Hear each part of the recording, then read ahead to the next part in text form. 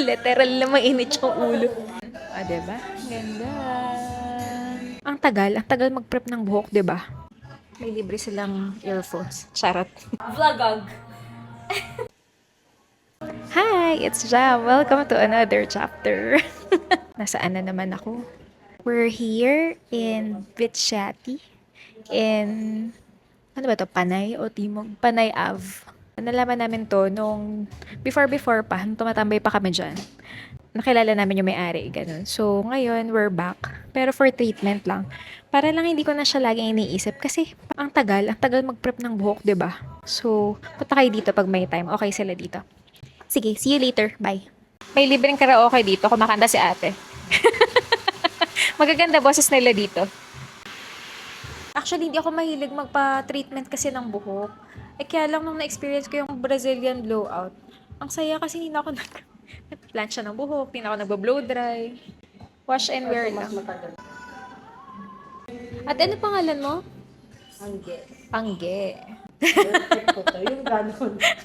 Gamay na gamay mo na Oo, kasi. Tanong ko kasi, sabi ko kung may Brazilian blowout kayo, sabi niya hindi daw ginagawa dito. Tapos in-explain niya kung bakit. Kasi hindi ka mag-worry kung masisira mo yung hair ng client. Mm-mm. Kasi hindi siya nakakasundo. Number one yun. Oo. Hindi mo siya kailangan bantayan. Pag in-apply mo yan, kahit umabot ka ng dalawang araw dyan. Uy, wag naman. Oo, totoo. Hindi siya masisira. Yung ganon. Oo. Buti nga sinabihan ako ni Oli dun sa Brazilian blowout.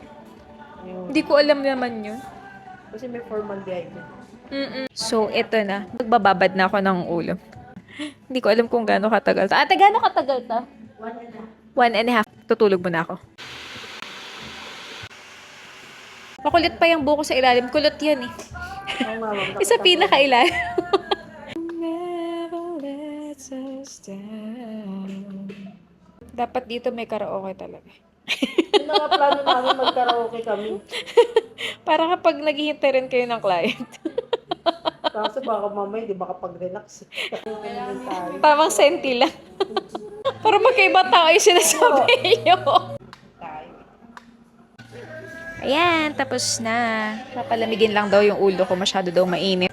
I'm looking forward na medyo mag-volumize siya ng slight. O, diba? Ayan, tapos na to. Totoo na. Ganda, oh. Sana makaya kong i-achieve to everyday. Every day has a story. Until the next.